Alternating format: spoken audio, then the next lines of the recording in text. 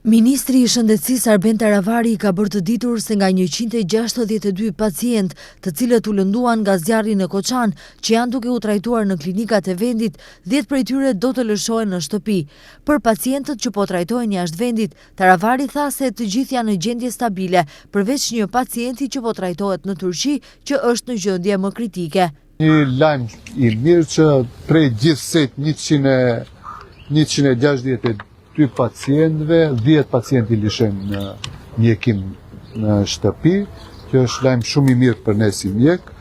57 pacientë gjenden në klinikat në Maqedoni, domethënë 12 janë në spitalin Shtatori, 25 janë në klinikën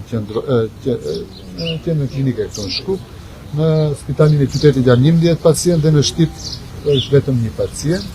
6 shtetit mjekojnë 150 pacient, të gjithë në situatë relativisht të mirë, përveç një pacienti të cilin e kemi pak më kritik që është në Turqi. Gjithashtu, ministri informoi se referimet e pacientëve të lënduar jashtë vendit kanë përfunduar. Kemi diskutuar për kthimin e pacientëve nga disa shtete, tashmë ka paralajmërime për kthim. Do të përgatisim protokolle dhe pacientët do të ekzaminohen këtu, pas së cilës ata që janë në gjendje të mirë mund të lëshohen për në shtëpi.